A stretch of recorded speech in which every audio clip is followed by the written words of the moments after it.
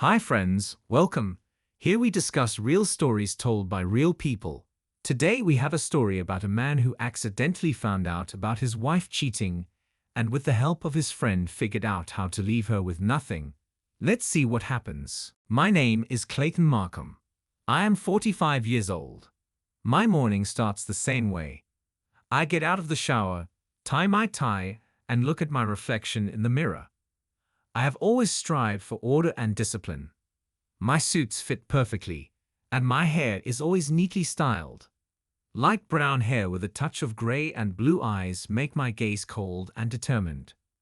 My wife, Scarlett, was once my muse. She's 38. She looks young. Her blonde hair is always neatly styled, and her green eyes sparkle with cunning and mystery. We met at university when she studied literature, and I studied business. I fell in love with her intelligence and beauty. Our marriage was perfect, at first. But something has changed over the years.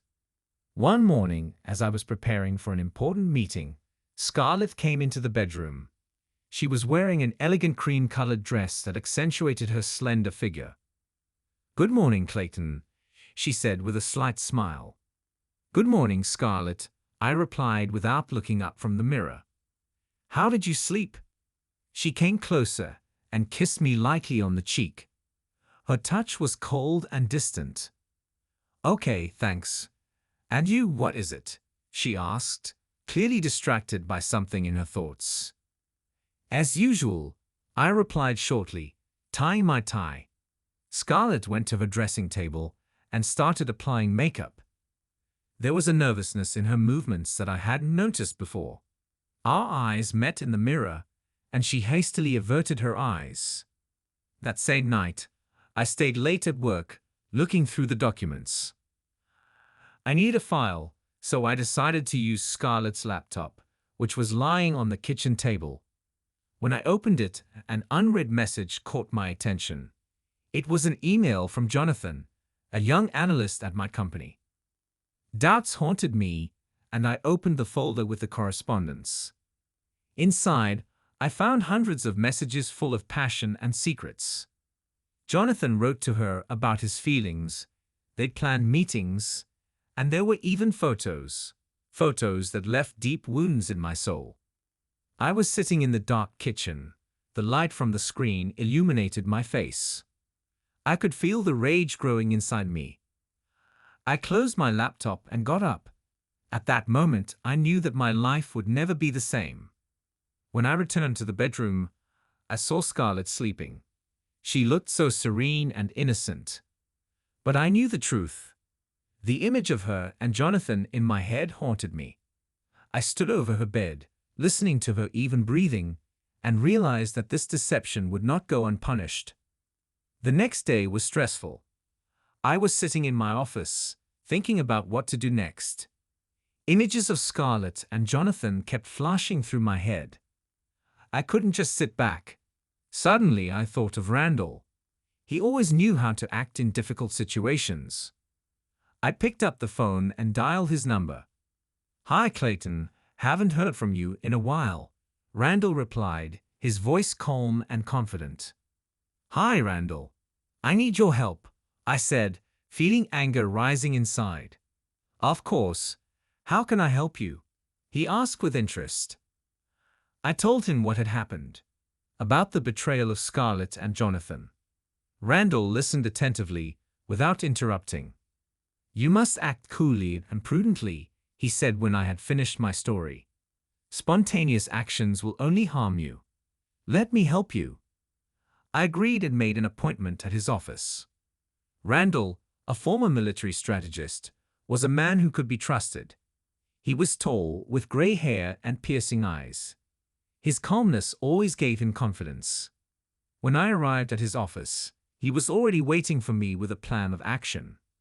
"First, we need to gather all the information we can," he began. "You should know their every move." I nodded, realizing that this was the only way.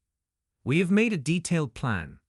Randall suggested bringing in Tyler, my chief technology officer. "Tyler, I need your help," I said the next day, inviting him into my office. "This has to stay between us." "Of course, sir," Tyler replied, his eyes sparkling with curiosity. "What needs to be done?" I explained the situation to him and asked him to set up surveillance on Scarlett and Jonathan. Tyler quickly understood the task and got to work. He was younger than me, about 30 years old, with short dark hair and lively brown eyes. "Don't worry, Mr. Markham," he said confidently. "We'll find out everything." A few days later, Tyler returned with the first results. We had data on their every move: meetings, calls, correspondence. "They're more common than I thought," he said, showing me the notes. "They really think that no one knows." I felt rage boiling up inside me, but I restrained myself. I had to act coolly. Remembering Randall's words, I decided to use this information to my advantage. "Thanks, Tyler. Keep it up," I said, releasing him. Now I had all the information I needed. I could control the situation and plan my every move. Randall continued to give me advice, helping me build a strategy for revenge. "Remember, Clayton, it's important not only to punish them, but also to preserve your reputation," he said. "Proceed carefully and take your time."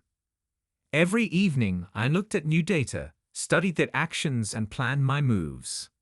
My heart was beating faster as I imagined them falling into my trap. I knew that this was just the beginning, and there was a long way ahead of us. That was the beginning of my revenge plan. It's been a few weeks since I talked to Randall. My plan began to take shape. I continued to gather information, monitoring Scarlett and Jonathan's every move. Finally, it's time to act. One evening, I was sitting in my office when there was a knock on the door. Tyler came in, holding a folder in his hands. "Mr. Markham, I have new information," he said, handing over the folder. "Great, Tyler. What have you learned?" I asked, opening the folder. Inside there were photos, recordings of calls and correspondence. They were going to meet again, this time in a cozy restaurant on the outskirts of the city. "They think no one will find out," Tyler said with a slight grin. "Good. We'll be ready," I replied, studying the materials. I called Randall. "Hi, Randall. We have an opportunity." "They're meeting tomorrow night at the Old Vine restaurant," I said. "Great, Clayton. Make sure everything is ready." "We can't afford to make mistakes," he replied. The next day, I assembled my team. Tyler and a few other people I could trust. We discussed the plan. "We're going to install cameras and microphones in the restaurant," Tyler explained. "They won't notice anything." "Good. Make sure everything is working smoothly," I said. Evening came. We arrived at the restaurant an hour before the scheduled time. Tyler and his team quickly installed the equipment, checking every detail. Everything was ready. I was sitting in the car, watching what was happening on the screen. Scarlett and Jonathan soon appeared. They entered the restaurant holding hands. I clenched my fists, but I remained calm. "Let's get started," I said into the microphone. Tyler and his team were watching their every move. Scarlett was laughing, her eyes sparkling with happiness. Jonathan looked at her with adoration. They ordered dinner, unaware of our presence. "Everything is going according to plan," Tyler said. I watched them, my feelings were mixed. There was a growing desire inside me to disrupt their meeting right now. But I knew that this was just the beginning. I had to play my part to the end. When dinner came to an end, I signaled to the team. We packed up the equipment and left the restaurant unnoticed. I knew there was still a lot of work ahead, but this evening proved that my plan was working. When I got home, I saw Scarlett. She looked tired but pleased. "How was your day?" I asked, trying not to show my emotions.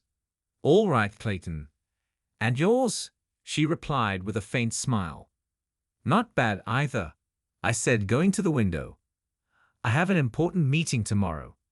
Don't forget we're having dinner with friends." Of course, I remember, she replied, going into the bedroom. I stayed at the window, looking out at the night city.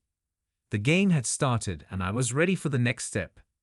It took several days to prepare for the final stage of my plan. I thought through every step carefully. My goal was clear.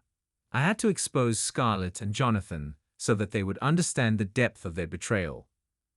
I chose a secluded cabin in the woods for our final act. This place was perfect, far from prying eyes and rumors.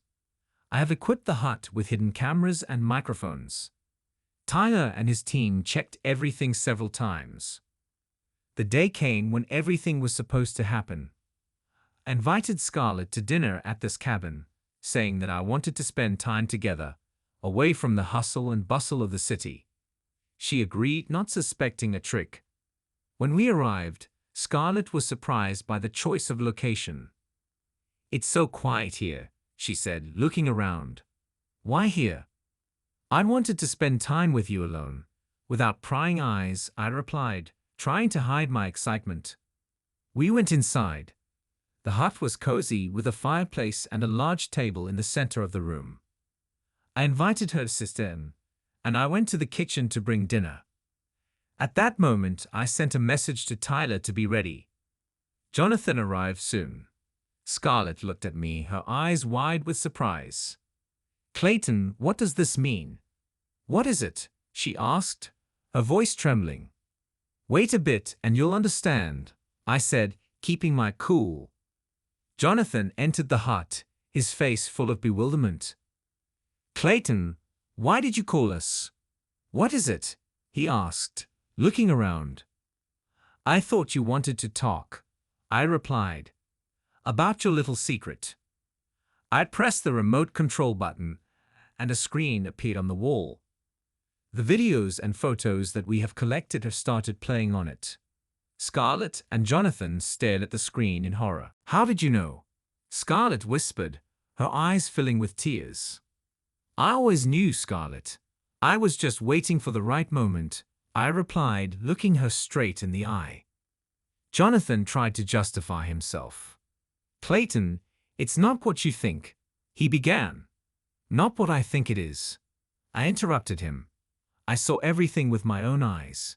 Your meetings, your conversations. Did you think you could trick me?"